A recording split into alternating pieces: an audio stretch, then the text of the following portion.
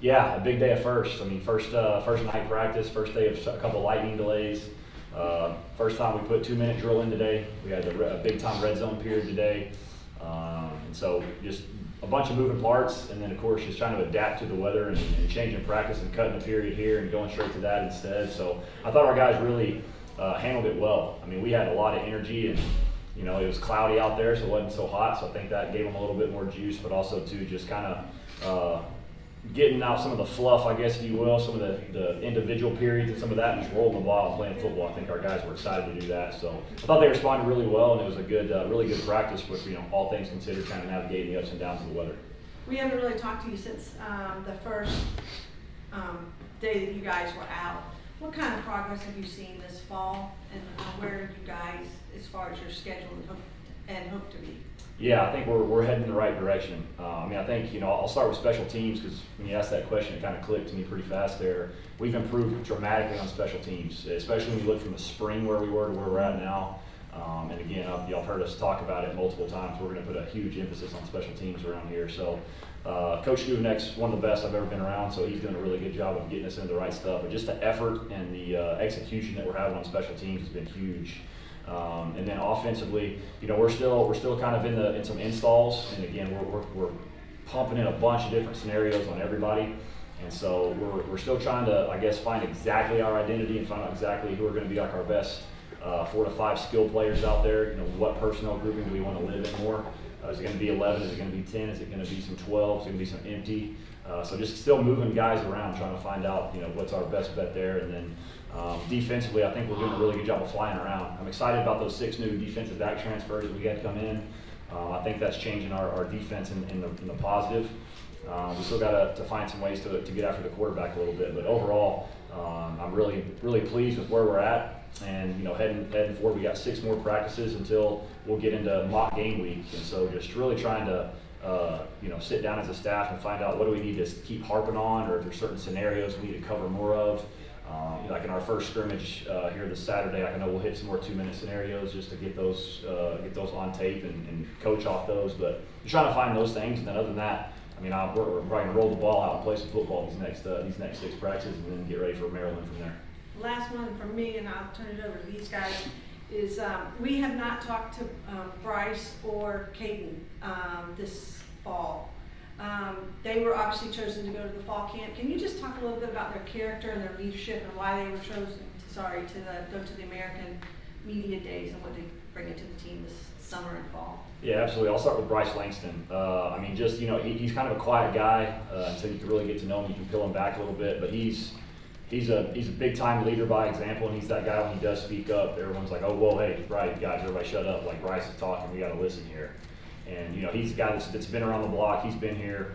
I know he had other opportunities to go to some bigger schools, but decided to stay here. To me, that takes in today's day and age, it takes the right human being with the right character. And I think he understood this is the best opportunity for him. And he's a guy that's got NFL traits to him. And so I think he realizes too.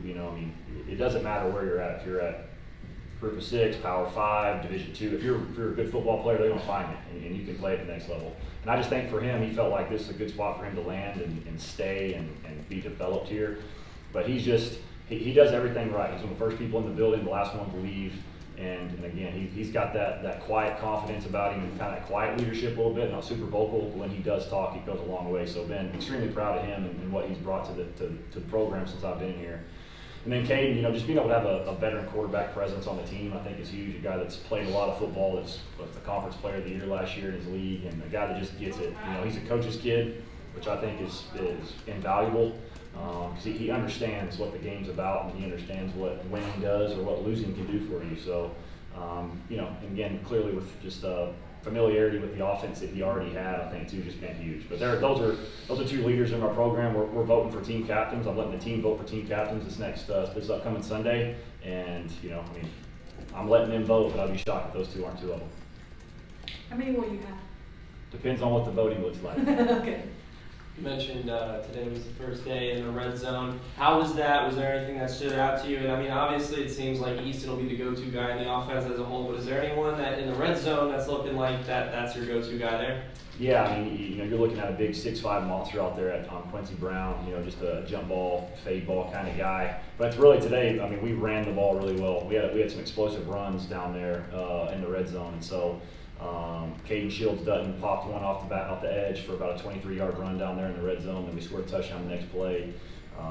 Just with those guys, we've got running back by committee right now too. Xavier Terrell had some explosive runs. Jamari Sands, we was third and long, and I just handed the ball off, and he popped one for 20-something yards too. So those guys have really stood out today, especially in the red zone. And again, we're going to have, you scheme up red zone a little bit more based off what the opponent does. And right now we're just kind of installing our plays and calling them in the red zone, whether, maybe it's not the perfect defense or not. But I thought today was good. And as far as like the receiving threats go, I mean, Quincy Brown's a big boy. Jay Sean Platt's been really good on the 50-50 ball as well. So, again, just still trying to find that a little bit. And I think we'll be able to navigate a little bit more whenever we get to game plan. You mentioned Quincy. How has he kind of been able to jump right in here over the summer, being back at the FBS level, and being a veteran? He was on that TCU team that went to the Natty. How big is that leadership for him, for you guys? Yeah, it's good. I mean, he still is learning. I'd be lying if I said he wasn't. So we're still in that learning process with him. Make sure he gets all the plays down and feels comfortable there. But I mean, he's a monster. So like on the perimeter, he's a beast on the perimeter screen. Some of that stuff, just bodying guys up. And then again, he's made some big time circus kind of type catches out there whenever we throw him the one-on-one ball. So he's been a great add for us. And again, he's more of your quiet, humble kind of leader type guy. And so he doesn't say too much, but. Again, he's played a lot of football, and I know guys see that, respect that, and again, they see how hard he plays, so I think that goes a long way as well. You mentioned how you're looking to see what type of personnel groups you're going to live in on the offensive side of the ball. As camp progresses, is that going to be more predicated on how guys fit in the playbook, or how the playbook's really responding to those guys and what allows them to really showcase and take advantage of their abilities? Yeah, the latter part there. It's going to be more on what are those guys' skill sets. You know what I mean? I mean, I had an interview earlier today, and it's like the sign of great coaching, in my opinion, is being able to adapt to what your player's really good at. I mean, I was in 2021, I threw the ball more than anybody's ever thrown it, and broke NCAA records will probably never be broken. And then the last 2 years at Texas Tech, had a 1,500-yard running back. Well, you have a 1,500-yard running back because he's a 6th-round draft pick, and he's going to play a long time in the NFL. So you got to find your good players. You got to understand what they're good at, and ultimately you got to find your best players to get the ball in their hands, whatever that means. So again, I think just with our three-headed monster we have at running back right now, we're still trying to figure out exactly who's that number one tight end for us. We have a great battle going on at tight end, and then at receiver too. I mean, you're looking at when you do go empty, who are your best 5? And then hey, when you're in 10 personnel, who are your best 4? And how do those fit? And so we're still early in the process here, but I feel like in another week we'll have a really good feel out where we're heading in that direction. Taking things over to the trenches, how have we seen all those guys in the line really start to gel with each other? Who's really stepped up as kind of like that leader inside the trenches? Yeah, I mean, Alex Atcavage, I'd say, is the ultimate leader on the offensive line. He's been here for a long time, veteran presence in there. I know he's got everybody else's ear just because, again, he's a veteran, he's been around the block. So, but man, I'll be honest, like another guy that's just having a great camp is Scarlett Jean. He's practicing really, really well. You got, Kavian Nonar's coming along at left tackle again. He's still a little raw here and there. We're talking about a guy that was 280 pounds playing tight end last year, and now he's 315 playing left tackle. So we still have some work to go with him. You got Dot on the right tackle playing really well right now, playing at a high level. And then BC's been our starting center. We're talking about a redshirt freshman, so a guy that just loves football and it's really coming along. I mean, he's a guy that I could see being a big time center very soon. And then you got some guys behind them pushing him too. We got Vinny backing up at center. He's doing a really good job. We got Sapp in there playing some swing guard, some swing tackle, moving around. So we got I feel like we got a good core of 7-8 guys we feel good about going out. And Coach, on the defensive side of things, I just want to get your overall thoughts on the cornerbacks, the defensive backs. Just how's the secondary doing for you? Yeah, it's doing good. Like I said, I mean, we're rotating a bunch of guys. Those guys are playing a lot of different places. You got Dude out there. You got Zion Parrott. I'm telling you right now, Zion Parrott, true freshman. Like, dude's gonna play. I mean, he's a football player. Really like where he's at for a young cat. You got Terez Reed going out there. You got Cam Goggins going out there. I mean, we're rotating a lot of guys. Really, still trying to, the same kind of way as we are on offense. We're really trying to find those 5 defensive backs and where they fit best. to where we can go attack defensively what we want to do. And it's the same thing at safety. You know, I mean, you got Wendell, you got Thule playing some nickel, you got Jaden Sweeney, you got Chris Keys back there, you got Mike Wright back there. So we're really just trying to still, same scenario, find those guys and find their niche and who would be those best 5 guys. We're probably going to be based out of nickel, I'd say 90% of the time with the world of college football we live in now. So still just trying to find those 5 guys that fit the best and have the chemistry together to go do what we want to go do. Right now, there's a lot of buzz around this program going all over, really all over the country. How have you, obviously with us being able to see it, we know the guys in the locker room see it. How have you been able to help control that of, hey, we haven't played any snaps yet. How do we manage those expectations while also still getting everybody helped? Yeah, I mean, I think it starts with me. I mean, I've done nothing yet. I've had to coach 1 snap as a head football coach. I've done nothing, so it starts with me. But at the end of the day, too, we're going to have a swagger about us. We're going to have confidence about us every single game, no matter who we're playing. And that's kind of who I am. That's kind of what I hang my hat on a little bit. And that's not cockiness that we're going to go in there and we're going to smoke everybody we play. I mean, I respect every team that's on our schedule this year, and it's not an easy schedule by any stretch. So, but I think just us doing our stuff, and I think just the message that I've given to the team about more of let's not even worry about Maryland right now. I use the word opportunity all the time because everything we do every single day is a huge opportunity to get better. And so we've got to take every advantage of opportunity that we have. And so I think right now, just like tomorrow, it's an off day. We got to take advantage of that. We got to get our body right. We got to make sure we're eating right. We got to make sure we're hydrating right. So it's all those little things. And I think right now our mindset as a football program is let's worry about the off day, and then after that we'll worry about practice 7, then to practice 8, and then when it gets to game time on the 30th, we'll get to that point. How important for you was a day like yesterday where we have an earlier practice, then we take over 24 hours to get to today, and then we have an off day? How, like you said, how important is making sure everybody gets their bodies right? Yeah, I mean, it's the most important thing you got. Your football players are the most important part of your program. And so recovery's huge. They probably get tired of how much I talk to them about overhydrating, putting in the right amount of calories, seeing our trainers, getting in the ice tub, getting with our strength coach, getting stretched out, all those things. I mean, it's so underrated in my opinion in the world we live in, especially down here in South Florida where it is hot and it is humid, and we've got to make sure we're taking care of our bodies so we don't have these hamstrings and quad strains and stuff like that. So it's been huge. And tomorrow's another off day to get back, and then we'll kind of have a tougher day the next day, then a real light day, then we have a scrimmage. And so just trying to navigate the schedule and making sure those guys understand that I treat them like grown men, and I want them to be grown men. And to be a grown man and play college football at a high level, you got to go home, you got to do the right stuff. You got to go to sleep, you got to do all those things and all that. So. JJ? Coach, on the defensive line, you mentioned that the interior defensive line is going to surprise a lot of people this year. What did you see from that group tonight, specifically CJ and Bryce? Yeah, those are 2 grown men in there. I mean, they shoot gaps. They're physical. They're twitched up, so they're athletic guys. I mean, yeah, they're not 6'4", 300-pound guys, but I'm telling you, y'all are gonna like watching them play football. I mean, they're football guys. There's no ego. There's nothing. They're grimy, old school football kind of type guys that get in there and they just smash, and I love them. I mean, those are guys that it starts up front. I told our team in our intro meeting before fall camp, the O-line's the heartbeat of the offense and the D-line's the heartbeat of the defense. And it starts with those 2 guys playing those 2 D tackle spots for us, and they've been nothing short of just fantastic so far this game. And you mentioned last time that there's a 5-man competition for that QB2 spot between Zach Gibson, Carson Kruger, Kason Wiseman, Mike Valentino, Jordan. After tonight's scrimmage, have you moved closer to making a decision on that? I mean, maybe a little bit, but we still got a ways to go. I mean, I'd be lying. Defense did a great job today of giving us some different coverage and stuff. We threw a couple picks today.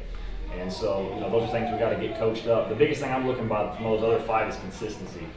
And so, like right now in these first 6 practices, I'm like, hey, one of them has a really good day, but the next day doesn't. And maybe that other guy had a worse day, but then he has a better day. So I'm trying to find that guy that's just consistent across the board, and continues to get better, because they all have their strengths and they all have their weaknesses. And so we're trying to really pinpoint those weaknesses. But at the end of the day, at quarterback, you got to complete the ball. You can't turn the ball over. You got to be a leader. And so we're still working on all 3 of those things, and we're still working it. So I'm glad. In my opinion, where we're at right now, I mean, I think that QB2 battle is probably going to go till that Wednesday, probably before we play Maryland. And then with QB1, how do you assess Caden's performance tonight? Yeah, he's been very even. You know, he's grading out very high. He did have a pick in the red zone today, which is a no-no, but that's kind of part of playing the position too. You're never going to be perfect, right? But he's, you know, the thing that people don't realize about him too is I haven't unleashed his legs yet. I mean, you're talking about a 6'6", 240 pounder that can flat go for being that big and long. And that's going to be a weapon for us too. And again, I'm not planning on running 25 times a game by any stretch, but he's a guy that can go get it when you have to go get a yard or two. And so he's had a couple explosive scrambles too, just us getting out of the pocket, and he keeps his eyes downfield. He makes some big plays. And Coach, we're talking a lot about being on the field today. What's been the importance of the film room during this time in fall camp? Yeah, it's huge. I mean, I'm a big believer in let's get the reps in and let's coach off the tape. I'm a big coach off the tape guy. Because I think if you're over coaching on the field, you're going to be out there longer and you're not going to get as many reps. I think if you can master the repetitions on the field and you coach off the film, I think that's how you get better overall, because you have to play football to get better at football. And so if you're wasting reps coaching on the field and you're taking 3 reps away from them, those 3 reps they're losing getting better at football. So I kind of have that mindset of let's get as many reps as we can possibly get and let's coach off the tape. So that film room stuff is huge, you know, and talking about being a pro and taking care of your body, it's the same exact way in the film room that I preach to them all the time. If you want to be a really good football team, we can't just watch film whenever the coach has a meeting on paper for 1 hour. You got to get your iPad, you got to watch at home, you got to be studying at home, you got to take it and do it on your own all the time too.